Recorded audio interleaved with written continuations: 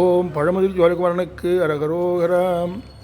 காரணமதாக வந்து புவி மீது காலனனுகாதி செய்து கதிகான நாரணனு வேதன் முன்பு தெரியாத ஞான நடமே புரிந்து வருவாயே ஆரமுதமானதந்தி